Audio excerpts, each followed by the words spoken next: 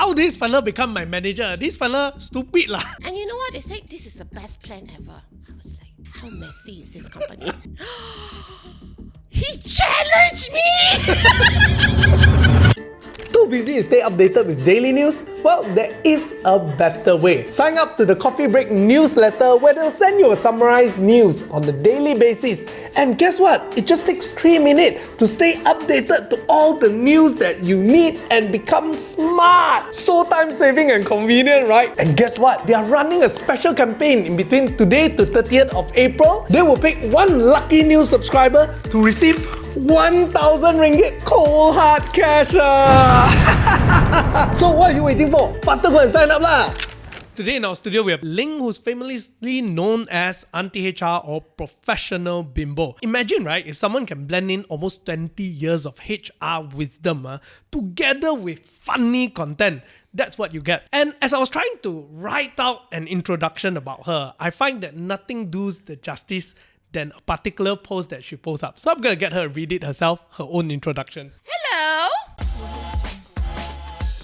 My name is Ling, or affectionately known as Tutu, to my childhood friends. I am fluent in 3 languages at work, which are professionalism, sarcasm, and mansplaining interpretation. My favorite hobby is correcting men who haven't read the email, because I find it fun watching them sweat. My whole professional life, I did the work and men took the credits. But now, I want to take them all back. So gentlemen, consider yourself on notice.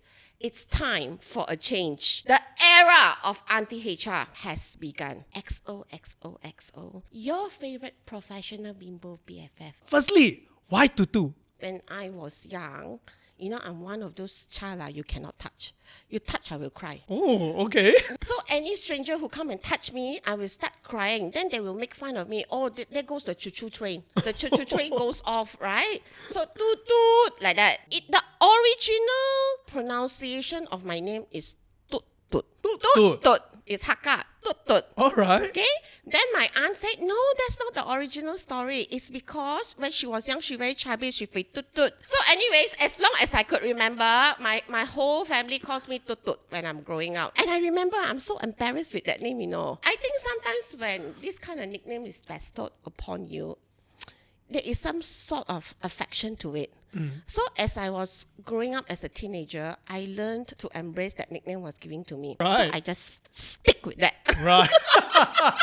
It's really interesting, right? Because when I watch many of your videos in terms of how you deal with different kind of scenarios and navigating through especially work politics, which is one area that we're going to touch a lot later. I notice your perspective of it generally is whatever challenge that is being thrown to you, you will find a way to kind of beat it and overcome it. Was there any experience in your childhood as you're growing up kind of gave you that kind of perspective on things, right? Like whatever you give me, I'm just going to work on it. I'm going to beat it or something like that. Not really. When I was in the early part of my career, I don't dare to speak out. Really? It's exactly what I said in my post that I posted on Instagram for International Women's Day. Most of the time, I am the behind the scene. But some jantan will come to the front and claim the credit. Because this is what we call us the unsung heroes. Correct or not? Like you are here, you have all the fame, but behind this studio is a whole team of people that is supporting you. And they don't know them by name. They just know you by name, correct or not? That's right. And I was that bunch of people outside. So what I have actually learned, you take back your own credit, you come out and speak up and take it back. That is what I learned. But basically, it is not something that you started off with. It's not something. It's not something. Nothing to do with my childhood trauma. I have a very happy childhood. Okay, it's slightly traumatic. If you want to talk about my childhood, no, not so much about. It's another book I can write about, right? But my whole point is, I was never like this. Correct. So it's kind of something they learn only at the later stage. We always, you know, as cliche as it sounds, right? You know, mistakes are always your best teachers. Just because they're the best teachers doesn't mean I want to go out to make mistakes and look for them, no. So then this leads me to the next question. You had actually about close to 20 years in HR. And as I was looking through your LinkedIn, there was one that really caught my attention was in this experience with this company, head of business services. So you said this exactly. Yes, I was headhunter again. The headhunter got headhunted. And this one is one of the toughest, most bitter, yet most exciting place I've been. My learning curve just went exponential crazy. In my odd 1.5 years, I've changed so many hats, from heading implementation to heading back office team to heading the manpower brand operation for Central and Southern, because this is what I do best. Where there is a problem, a challenging opportunity, that is, I go fix it. Can you share with us that experience there? They hired me from competitor. The thing is, when they hire you from competitor, they expect you to perform from day one. Companies, if you are a great talent in the market, and I can boldly say in my industry, I am the top 5% in the market. So when you are well known in the industry, competitor will come after you. And you will have the privilege to determine your terms and conditions. They wanted to hire me. Then the boss just asked me, what you want to do? I thought about this. I like managing projects, workforce solutions projects. We get a lot of projects. I said, do you guys have an implementation department? I can go and implement project and run projects. He said, we don't have that, but we can create one for you. So he did. He created that role for me. On the first day I went to work, they told me their number one client in the company has a problem and just launched a project. Tomorrow is the presentation. But because I am very experienced in what I do, okay, one day is actually enough. So on the same day, I put up the presentation. I have to study the client. Within one day, I have to study the contracts, and I put up a 6:30 plan to go out first, because that's all I have one day, right? So I went to the client the next day with my 6:30 plan. And you know what? They said, this is the best plan ever. I was like, how messy is this company? So I started out my career there as implementation manager. Then when I was implementing projects, I can see there were a lot of operational issues behind. Like one of them is payroll. At that point of time, they have around near 2,000 contractors, and they payroll 2,000 contractors every month. And every month there is an error in payroll. Wow. Like, how can it be? Every month got error in payroll. Every month there is payroll error. The boss won't scratch his head, pull his hair. He does. But you see, another misconception, people always think a boss knows everything. No, right? No. Boss doesn't know everything. Boss doesn't know anything. Correct. Especially boss who doesn't touch the things. You see, my boss is a salesperson by nature. He's not an ops guy. That is why I am there with my ops knowledge to complement his skills. Right. So when I went in, I saw the problem. Then when he saw the problem, maybe can we put it under you so you can fix the problem? And mind you, when bosses give you all these projects under you, are not like they're going to give you extra allowance, That's Same right. pay, more job. Anyway, so that is what I do. So I went there, so I was managing back end for a while also, because it's no point if I am there to implement a project. When I go sing songs to the customer, then behind got so many problems, then I have to go in and fix. So it's going to be a never-ending loop, So I'd rather take the hit, although it's same pay, more work. I went there and fixed it. That's right. So that in future, my job will be easier. And that's what I do lah. So I went there to fix it. After that problem was being fixed, there's another problem pula. I think I was there 1 year, 1 year. 3 months like that. I already changed like 3-4 bosses, no Wow. kidding. Wow. No kidding. Wow, that's crazy. And it's quite normal, right? When your boss don't make it, temporarily there's a void, and we will go in as an acting for Correct. a while until they find a Yeah replacement. lah. Must well they make you the boss. Before I left, they did. So you see, sometimes the thing about fixing problem, it's exponentially crazy, the learning curve. Every time you go in and clean up shit in the office, some project, right, you will learn something new. The more crap there is, the more things you will learn. And I found so many crap. But there is something very fulfilling when you are able to fix things. I remember when they promoted me to take care of the country's key accounts. Not promoted lah, they didn't increase my salary. They redesignated my role.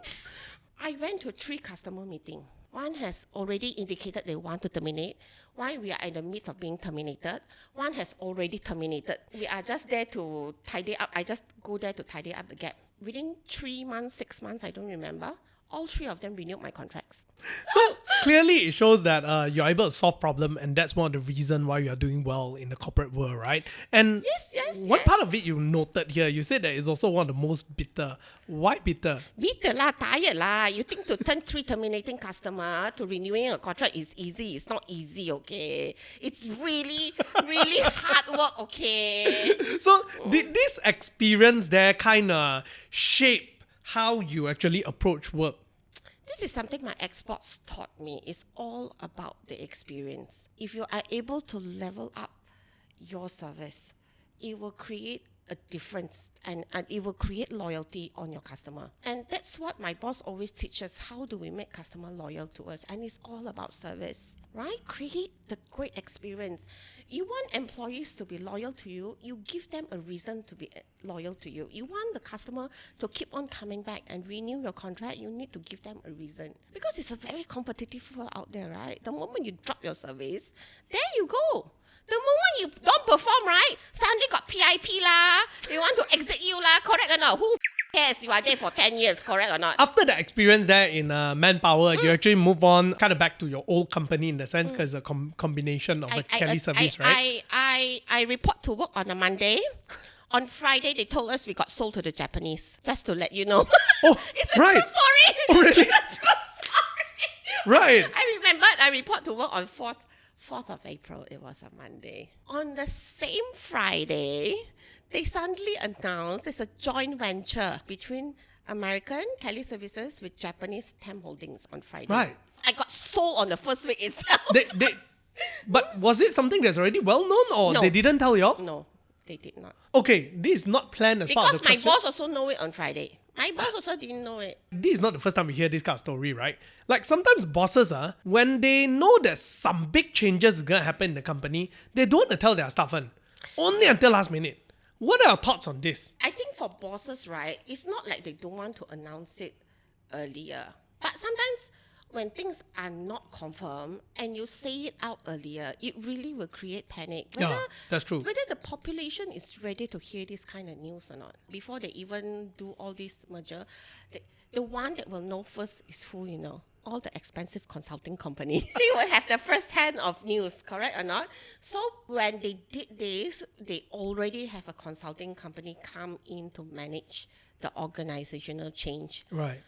For us. Right. So right. I don't think it's a matter whether it's morally correct or not, whether a boss need to tell you earlier or not. But I think more important when they do the announcement, what is their plan to mitigate the change?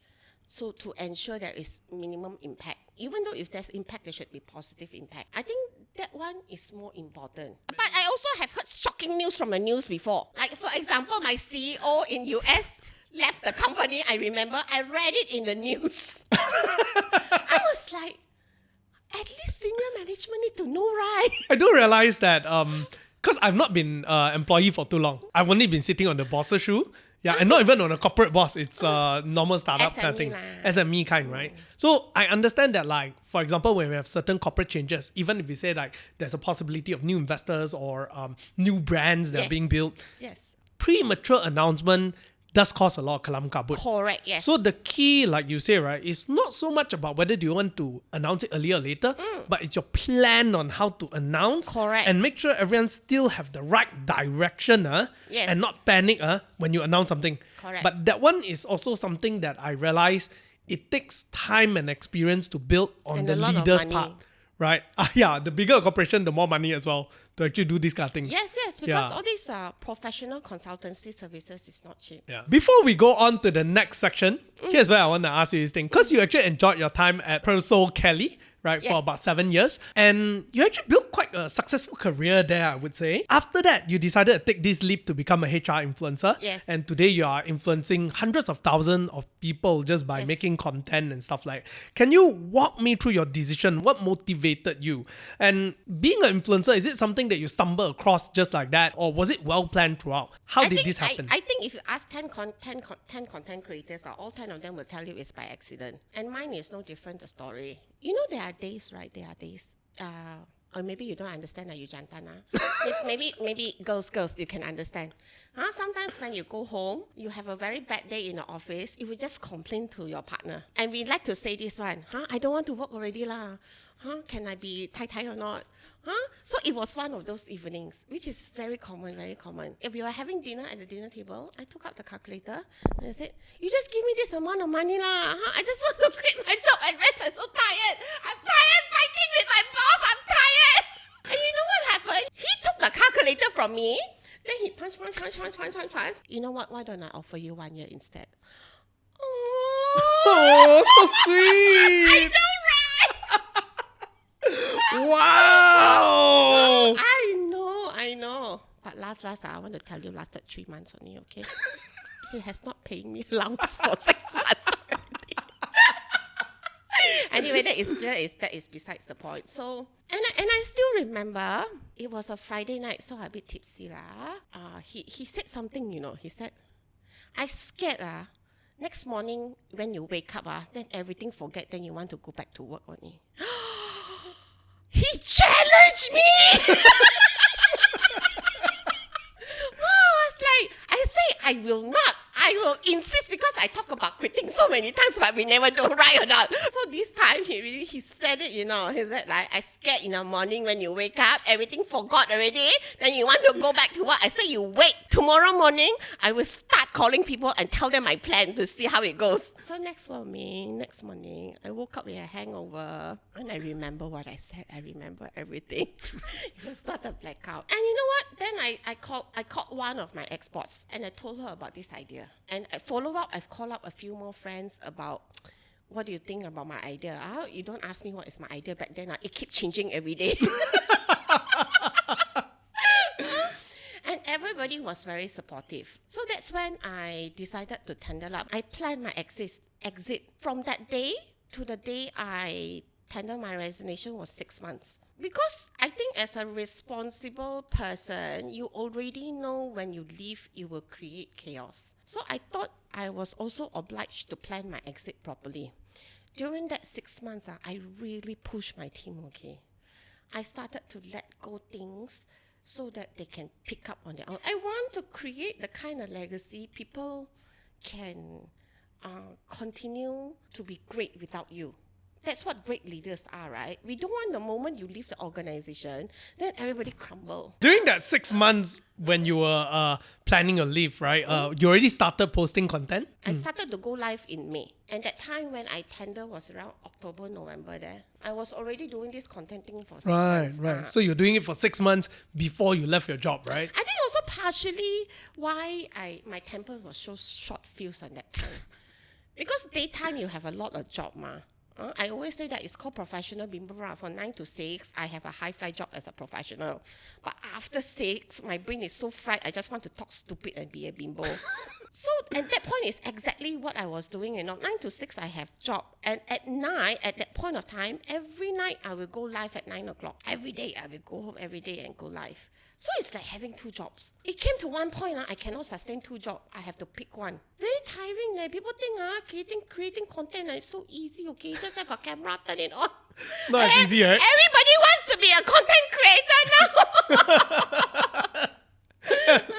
But to be fair, everybody can be a content creator. That's correct. True. It used to be, when you want to get this kind of publicity, you need to have the right cable connection to TV network.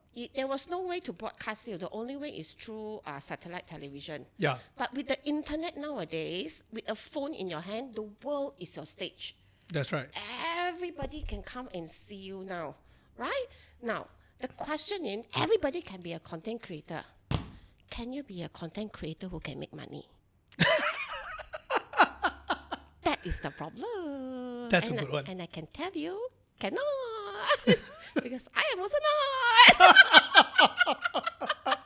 No lah, you're making the just can make more. I am making enough to get by. But you will not get me my LV bag for sure. It's just enough for me to buy a carton of beer, have nice dinner like that je lah. And this is something also why I thought about it for quite some time. Why I am okay to leave my job. Honestly, if you want to be an employee, you will never be a millionaire. You will not make millions. You calculate your salary now lah. Even if you triple your salary now, will you become a millionaire? Also, no. I think even like I was told, even big organization like Maxis, when they hired the CEO, their salary is 2 million a year. Even like so besar punya position there, like barely there only, okay? Ngam ho millionaire. Ngam ho only, haven't minus all his expenses some more, right? So before I came out, and I was telling a friend the other day, I was so religious in buying Toto. Every draw. Because for me, that is the only way you can become a millionaire. You want to work until you die also, you will not become a millionaire. You want to become a millionaire? Really, if you don't kena Toto, the only way is to come out to be an entrepreneur. Right or not? So is that why you became a... I mean, it has... Nowadays, I buy much less Toto on it because I have a plan. I have my plan to my road to millions. So now you're not depending on Toto anymore, but depending on another plan. Toto is still my plan A. But I have a more concrete plan B now. I have a more concrete plan B now. So, as I am exploring for the past 6 months, I've been exploring a lot of different things. I went to try out comedy. I went try out acting. I was in a few commercials. Then, of course, you see some of the clients who pay me for paid advertisement also got. So I try out different things. But my next adventure will be getting my Train the Trainer certificate from HRDC. So I can be a certified HRDC trainer to conduct public trainings. Before we move on to the next section where we're going to talk a little bit about how to navigate office politics, let's just take a quick break and we'll be back. Hey everyone, I hope you are enjoying the content from this video. If you enjoy content that can help you make better decisions in money and life, well, check out our other channels here as well. Welcome back to the second section of this interview. So, Ling, over the years, being in the field of HR, how important do you think this particular subject is to be able to manage politics? Some say, right, in corporate world, if you don't know how to manage it, you're gone, eh? I think it's same everywhere. Even family also got family politics, okay? That's true. It's true, what? That's true. And I often tell my viewers, I think your experience and your knowledge in your life and your knowledge and experience at work are interchangeable. It's transferable skills. So a lot of things when I have problem in the office, I will say, how would I do this if it was family? And when I have a family problem, I will say, how would I do this if this is my staff? Whichever you are better in, I suppose. And anyways, office politics is something that is inevitable. I've seen company very small, 10 employees put other politics, okay? Obviously, the bigger your organization is, the higher of chance you will come across office politics. But I don't think it's entirely bad. It really teaches you how to be resilient if you can survive corporate politics. It's like going through all this dugaan in life, right? Your life cannot be like so smooth sailing all the time. There's no meaning one lah. You need some drama. You need some ups, some downs, because that's how it is. Right. So now, as we talk about office politics, we can't run away from a few different kind of people. The first category of people is what we call the office snake, right? Yes! HR lah! And now, let us talk about office snake. I would like to pull out a video that you've done recently about office snake. How to deal with snake people in the office? This kind of snake people. The 2-headed, 3-headed, 4-headed snakes, right? In front of you cakap one thing, then belakang you cucuk tahu sampai mana kan? So many people I've worked with those. The last time I've dealt with a snake, Not so long ago, actually. It was like a few months before I decided to tender resignation. But if you ask me, is that the reason why I tender resignation? Then no, she's not that then, okay? I actually talked to her directly about it. I said, this is what I hear. Is it true? I just want to clarify with you. And if it's true, I want to know why. I actually called her and I directly put it to her face, But of course, all these snakes their tendency is very defensive. They will be very defensive. When you confront them like that, they will bawa you merry-go-round around the mulberry bush. They can pushing. But they want to be defensive, right? It's up to them. But my purpose of talking to them, number one, I want to find out, is it true or not that you said that behind my back? Whether you want to meet it or not, or you have your reason, whatever, why. I just want you to know, whoever that you told that thing to came back to me eventually. How would this rumor travel all the way back to me? Like that Taylor Swift song, you talk to my friends, talk to your friends, and talk to my friends, talk to me. So we are never, ever, ever getting back together. Okay, next. I believe many of our listeners out there right now also encounter the same thing before. So from your experience, what are some of the wisdoms to actually deal with it? Because it's really very tricky, right? And like that, you said you just give the person a call and told the person up front. But I know some people actually lack the courage to do so. And some people also feel like if they were to tell the fella, will I look like very petty?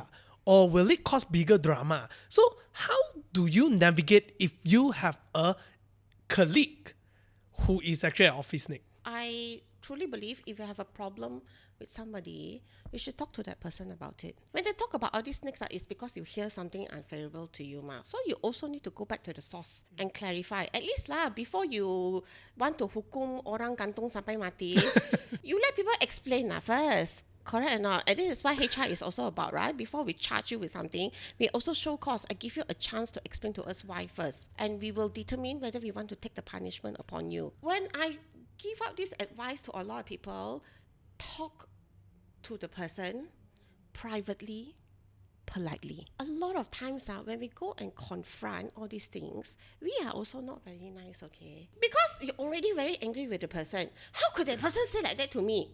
Then you call the person, then you will start screaming, hey, I heard about this. How is that going to help? And a lot of times I find when people fail to negotiate or have a conversation with somebody about things, the tone of the voice is so important. Your intention is going to be so important. A lot of times when it comes to all these snakes, the one that is really broken is the trust. It's as cliche as it sounds, it's very hard to work together when you don't trust. That's right. But I also understand there are also different level trust. Like for example, can I say, can you please get me a glass of water? That kind of trust I can trust. But if I would tell her, okay, I want to do this project right now, and then I want to do this big presentation, I want to propose this to the client, something to that scale, I might not trust.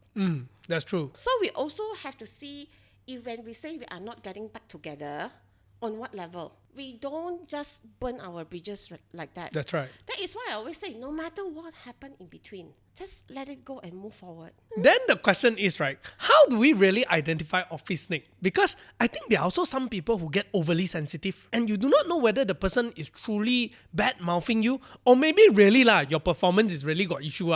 So people are saying things behind your back because they already tell you many times in your face, but you're not listening, so they go and tell their friends, right?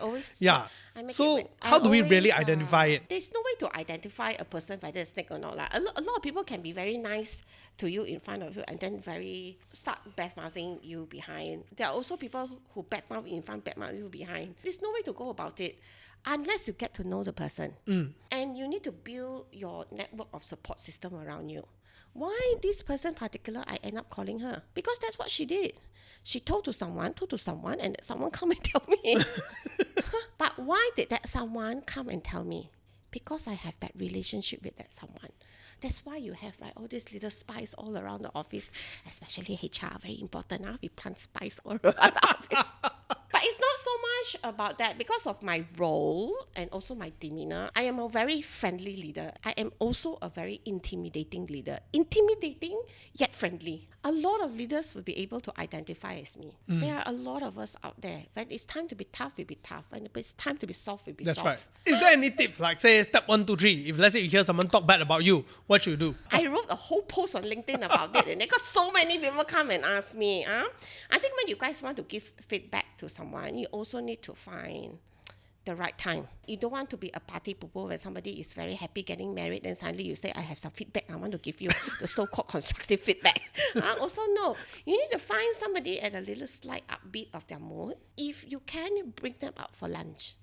I think it's very hard to be unhappy over good food. So I think the whole setting helps, right? So a lot of times when I want to go out to give constructive feedback, whether they're a snake or whoever, I will bring them out for breakfast or for lunch. Because when you give through feedback, there is also another thing, we call it the SARA process. Mostly people will relate it as a reaction to grief. SARAH. You will be shocked, then you will be angry, followed by R, which is you will be resistant. That's why you will deny things. Then you will come to acceptance. Eventually, we will ask for help. So during that time when you give the constructive feedback, it goes from S to A to R very fast. If we shocked, they'll be angry, they will resist. It will take some time to go to acceptance. So first things, when you come to deal with snakes, just talk to them about it. But you need to do it privately. Don't shame somebody in public. Even in privately, you also have to do it politely. Because imagine if you would have done something wrong, how would you want the other person come and tell you? You also want back the same courtesy. And this is what empathy is all about, right? Putting yourself in the other person's shoes. And this is how we are all trained in HR. Be So, empathetic. Be empathetic. Two-headed snake. Empathetic without discrimination. Hey, That's what you say, right? Empathetic without discrimination. That's right. Then we have another aspect, aside from colleague to colleague, right? I think as managers, sometimes they also deal with snakes, right? Yes. And these snakes could be your employees. Yes. But here's where the complication starts a bit. Because sometimes as a manager, you may not know that your staff is actually a snake. So how does a manager actually identify and deal with this situation? I think communication is key. Spending time with that person. And why the person let this person be a snake there for so long? It's a snake farm, right, don't- suddenly? I don't tolerate all this. I also believe in nipping the problems at the bud. If those things reach my table, I will attend to it immediately. Because you know how viruses are, right? They will grow and they grow very fast. It's all true, you know. So when I hear stuff like that, I will just call the person and we just sort it out. And then it's not like one conversation will sort things out. It probably will take a few conversations, a few lunches to get it done. This is also why companies like to organize all these gatherings, all these parties to foster the relationship. Nowadays, you ask them, there are a lot of people who don't like to attend these company gatherings. For them, it's my personal time now. Why I want to go buka puasa with you all. It's also correct, but it's not correct. But we also try to bring you all together. And from my experience, after you guys have a day out, fun out, right, the relationship will bond a little better. But it won't last for sure. It's not like one outing will fix everything. It won't, Then it will break, then you bond again. It will break, it will bond again. Every time you bond, it will bond a little bit better. But ultimately, it's always the same. When there's a problem like that, you nip it at the bud. As a manager, you should go down and talk to them about it. Nowadays, not only the staff have to go keep past the boss. The boss also have to put effort to keep past the staff. That's true. The other day, one of my followers came and asked me, hey, Auntie, I want to ask you, why the boss come and tell me we are like family? Then I asked him, why you think the boss come and suddenly talk to you and ask about family? He told me this. If there's anything, I can always tell him because we are family. You see, the boss come and keep us you because he wants you to be his spy, right? So he will give you the assurance we are like family. But it's one of the technique. it's true. I feel that if you have developed the kind of reputation where you can create a very safe environment for your employer to voice out, they will tell you things. They always tell me things. Every time I go out with them, when they come to me with a problem, right, I always need to clarify. You want me to listen as a friend or as a boss or as a HR? Because they are three different hats. We have to know what kind of demeanor. So they tell me what they want to listen me about. Sometimes they will tell me things they're going against the company policy. It's very hard for me to not bring in the boss and the HR head. Then I will tell them this, okay, maybe you should stop right there. I shouldn't listen anymore. You get what I mean? So that kind of trust you need to build around you. Right. And it takes a lot of effort. And that is what leaders are not putting enough today. They always think it should be given. But trust is earned. Right or not? That's right. Now, let's move on to the second part of the office politics, is the Wayang people. If the candidate is a type who pandai wayang and pandai cakap, some people pandai cakap saja during interview kan, why macam kan boleh terbang punya, sampai dia buat kerja tu, niama cakap Excel dia sangat bagus, but when you come to do the job, tiba-tiba pun tak pandai. Apa ini? Honestly, it's very hard to tell from an interview because during interview, you just interact with that person for 20-30 minutes only. But you know what is a good way to assess this person? Talk to someone who has worked with this fella before. This is when I highly recommend all of you conduct reference checks. It doesn't matter if the contact number is being given by the employee itself. It's okay. You just want a second opinion and you want it to come from someone who has worked with this person before. Have a casual conversation with that person.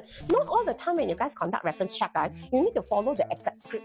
When you guys go conduct reference check, go talk something meaningful. I just want to ask you, when I was interviewing Daniel that time, I noticed that he tends to be a little defensive. Whenever he's defensive, what would you recommend me to do? Do I interrupt him, or I should talk to him about it, or I just let him be, or I not scold him? Is he the type I should scold? Can he tahan marah or not?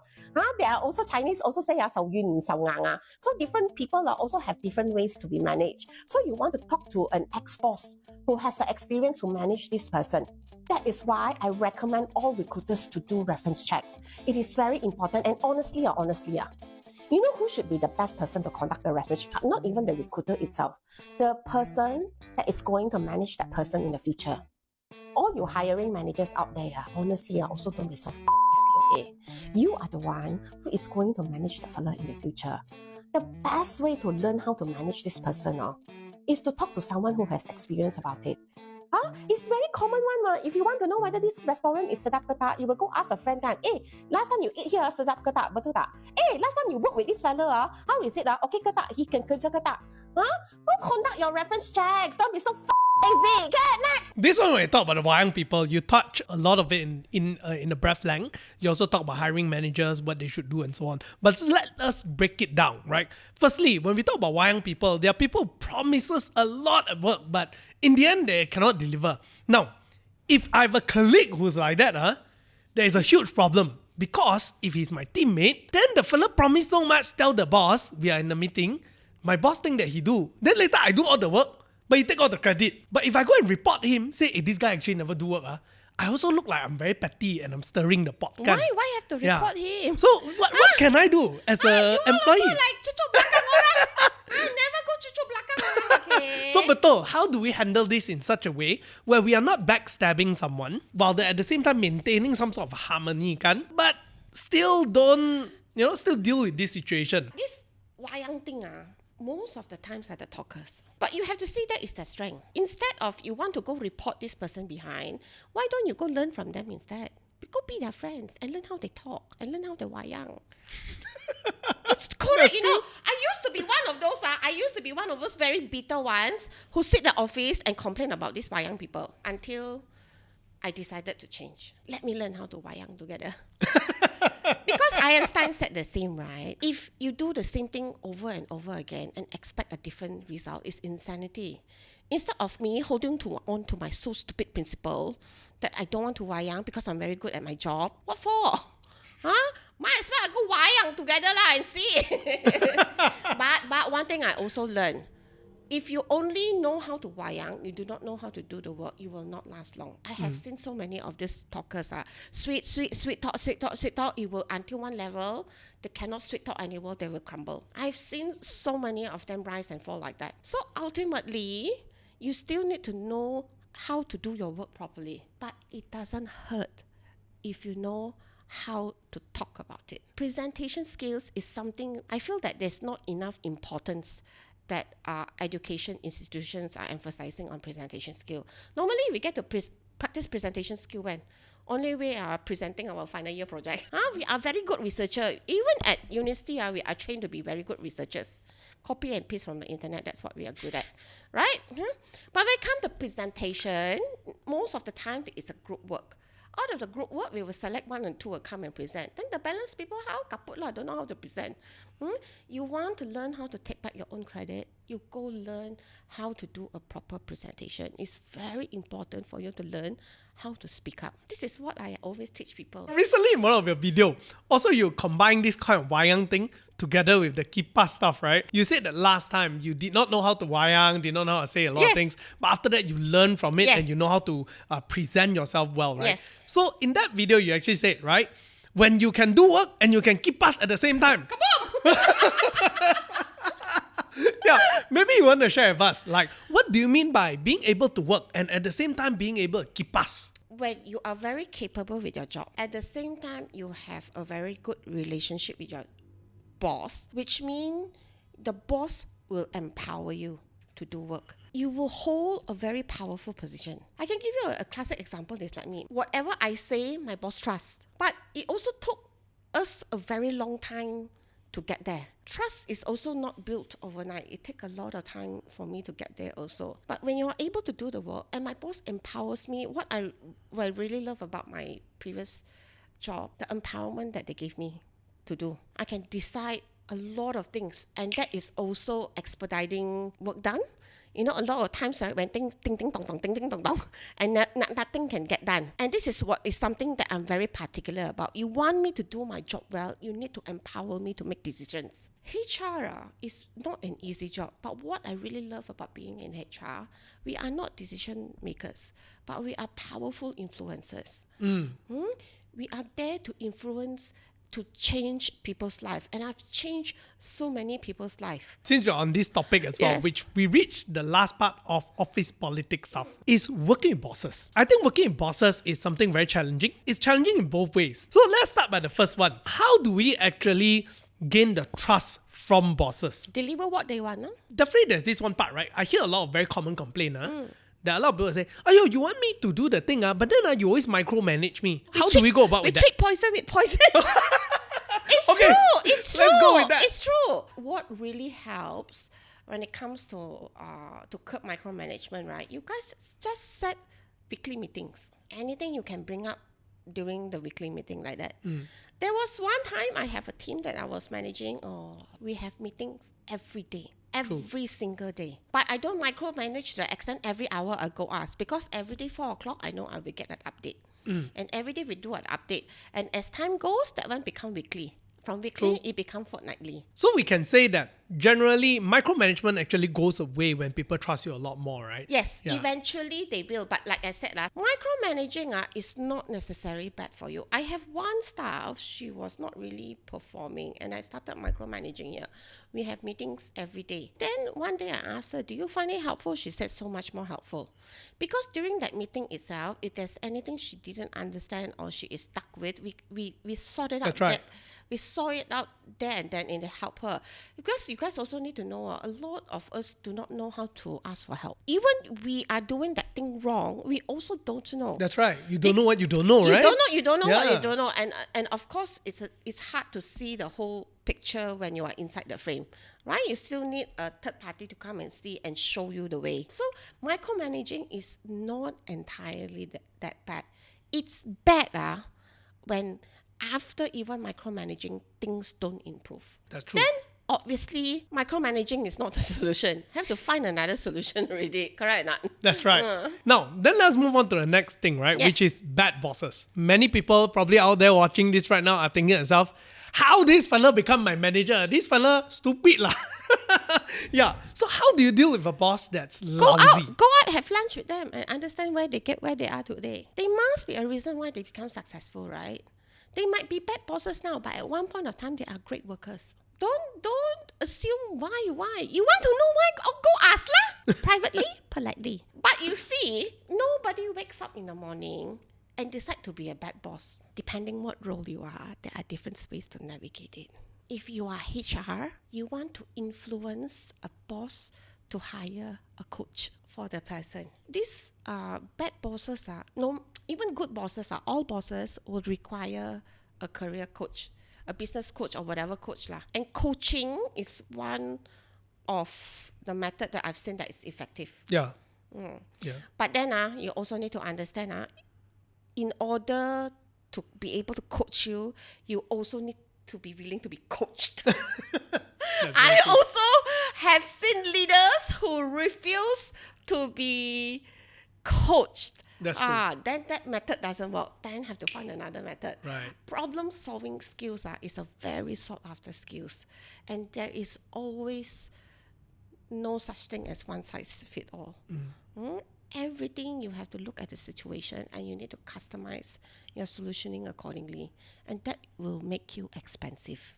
There are certain bosses that are here.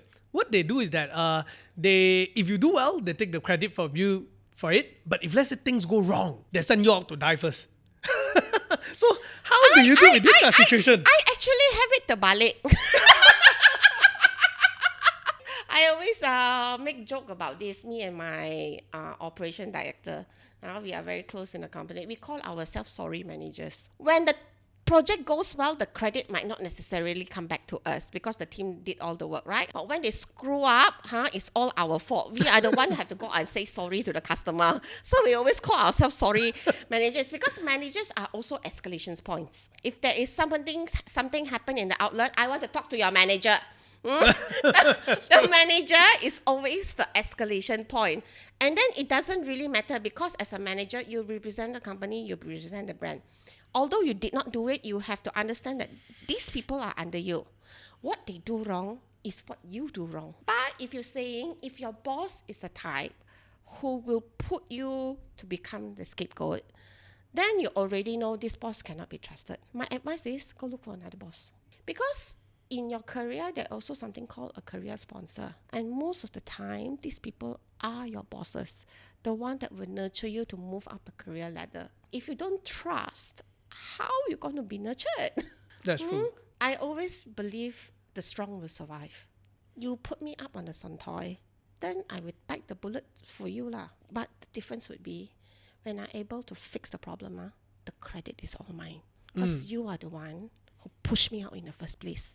So when after I turn this project around, don't come and suddenly want to share the stage with me, okay? Now I'm going to ask you some question about our management here in our company, and you will tell us what you think about it. First situation, in my company, we practice this one thing called brutally honest. How honest it is, right? It is to a point that when I go to my staff, we tell them this one thing: we are not a family. You're working here because you want to get paid, and I hire you because you are giving the company value. Yes. So this is the relationship that we are in. Yes. If let's say we end up becoming good friends because you like us or I like you, that's the bonus. Yes. But the minimum requirement is just fulfill each other's promise to each other, which is I pay you a fair pay, you do your part. Yes. Well, so do you think such a brutally honest culture here is good or bad? I think what you're doing is right. We already have an understanding. You enter into a contract of employment. This is my working hours, and this is what we have agreed, and this is what is an exchange of business. It's a transaction. Like we all know, transaction business won't last long. It's about the relationship that you guys grow that will develop the kind of loyalty that you want. You want it to be very transactional. It's also no problem. But if you want to go deeper, you want to be able to grow your business, you want to be able to grow your employee, you also need to spend a little bit time more. And during office hour, 9 to 6, honestly, so kicho, there is not much time for you guys to develop the relationship to the next level. So sometimes birthday parties, go show up. If somebody is getting married, go show up. You know, those little nuances that you guys do means a lot to the employee, especially if you're at a higher authority in the company. The second thing, in here, we always have this thing that we always tell our staff. In this company, we are actually just a platform. What it means is that when we hire you, when we bring you in, we expect you to be ready for work and to be ready to be trained for work. What do we mean by that is this. If you have a problem in terms of you do not know how to manage your emotion, what I mean is, if let's say you hear someone say certain things and you get easily offended, that's not for me to manage it. If you cannot wake up on time, that's not for me to manage it. If you do not know how to time manage yourself, it's not for me to deal with it. My here to provide you is to provide you with resources, the skill set, and the ability to do your work. So for example, if I give you an amount of work that needs to be done, it's your job to tell me that whether you can handle it or cannot, or you need more time, or you need what kind of resources. But if you can't tell me any of that and you overly promise me, for the first time, we'll consider it as you do not know what you do not know. But the second time you already know, you still do that, it means you're unable to manage yourself. Right? If you're unable to manage, yes, your reason could be, oh, I am afraid that you'll look down on me, or I'm afraid that you think that I'm not good enough. Okay, those are emotional things. It's a therapy issue. Nothing to do with me. That's why you need HR lah. So, yes. So we have this idea here that we tell each other, but it doesn't mean that we do it unempathetically. We do it properly also, and then we tell people that you must remember, when you're here to perform and do work. So, what do you think of that? Do you think that that's a good thing, bad thing? What are the pros and cons? I do that all the time. Because I interview people all the time, especially recruiters, right? And I tell them it's not a cozy job. In the workforce solution industry, it's a people business. People are the most headache thing to deal with, okay? You ask anybody, they will tell you the same. People are difficult and we are in the people business. I always warn them, you need to think whether you want this job. Because it will be days when you wake up, you feel you are overworked, underpaid, but you still need to show up for work anyways, and that will be a decision that you will make. If you are not passionate about your job, you will decide not to wake up that day. So I always tell them that I will guarantee them your first 3 months you will cry. Can you take it or not? It's a very stressful job. I always be very upfront. I know so many people without gastric, after they come to the company, they get gastric. It's true.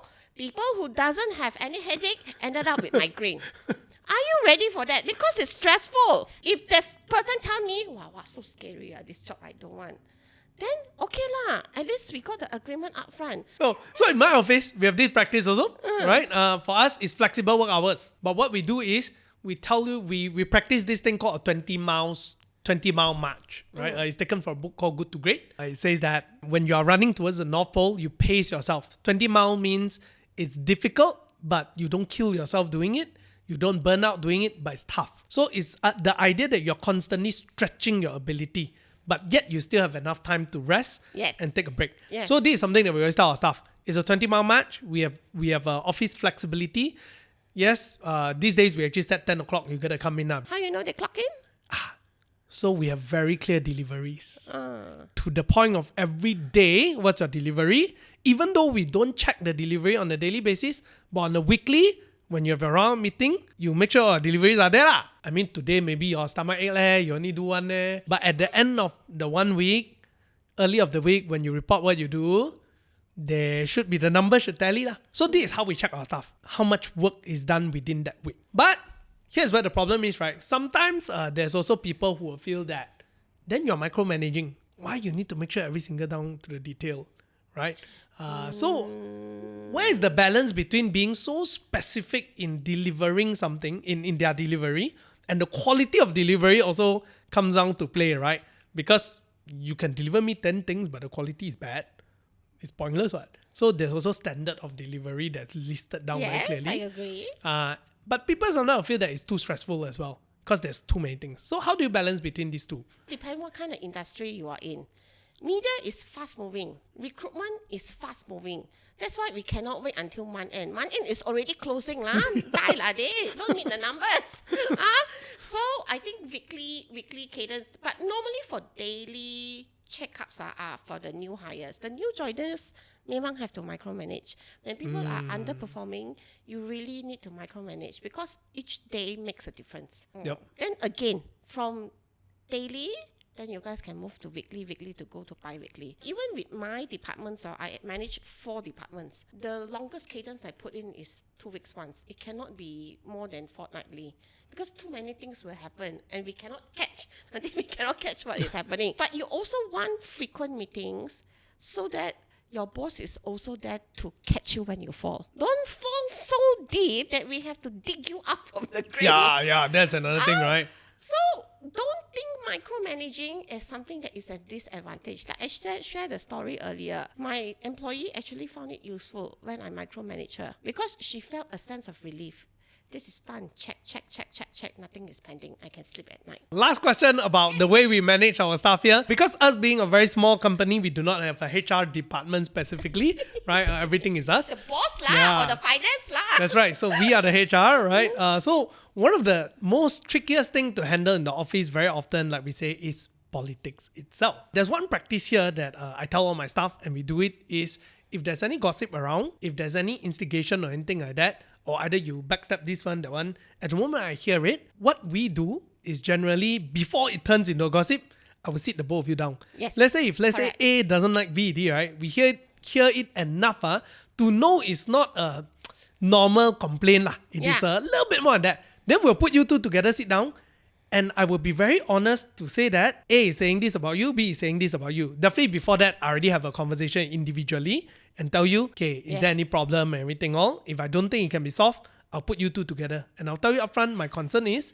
if this goes on, it's going to be very bad. Who do you let go? Usually I don't let go first. I let you both talk. If they cannot come to an agreement, I will let go the instigation one. But we have not come to that point yet. So I've not need to deal with such situation. But I've already put people down together to sit down. Then I'll tell them up front that, look, again, this is a place to work. It's not a place to complain around. So complaint doesn't fall under my department. So why not you all talk to each other? So I'll do it like that and then let them both sort it out. But definitely in a nicer way lah. Not so unempathetic and just say it like that, right? Yeah, so that do works you think too. is a... Most of the time that one works too. I also agree with your method of divide and conquer. I do that a lot. Like Talk to them separately. okay. Because you put them together, we don't want them debate start there.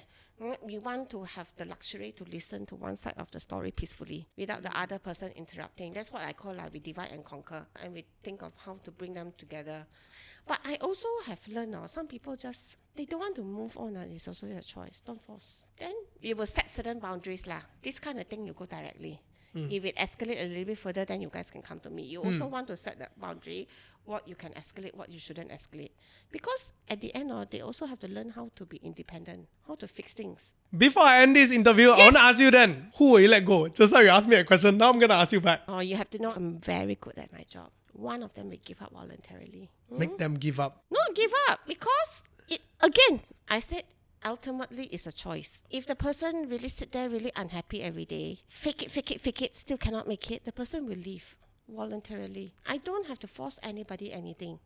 All I ask for is workforce harmony. We spend so much time at the workplace. I can boldly say most of us spend more time in the office than with our families. Yeah. You already decided to sacrifice that part of your life to be here. Why be so unhappy? At least make it a very harmonious place to go with. A lot of times I didn't even started the fight. Somebody else started the fight, but end up I say sorry first. Because somebody needs to step back. And I always think the person who step back first always win, okay? That's true.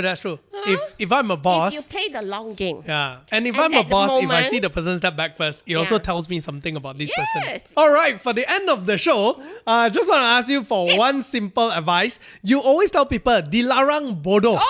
Yeah. So it's time to unveil that. What is dilarang bodoh and how can people tak jadi bodoh? Dilarang Bodoh is a self-awareness campaign. It's to remind ourselves, jangan bodoh bersama. It's true. If you come to think about the mistakes in your life, you roll back, you think back. A lot of things are so cringe, right, when you do during your youth. You think back so cringy. Like, why did I do that? Why? There's a lot of mistakes. But when you come to the ultimate logic explanation is because I was stupid. We always use it as an excuse. I always say, bodoh itu pilihan, jangan jadikan alasan. I can understand to blame yourself to stupid for stupid decision is very easy. My only point is just make sure we do not repeat the same mistakes again. If you make the mistake the first time, it could be because you are inexperienced. If you make the mistake for the second time, maybe you are careless. But if you make it for the third time, you have to admit there is some stubbornness inside you, okay? But if you make it for the fourth freaking time, itu sudahlah bodoh. That's a good one. Thank you very much, Ling, for joining us today. Thank you for having me. For all of you out there, dilarang bodoh. Dilarang bodoh. See you guys.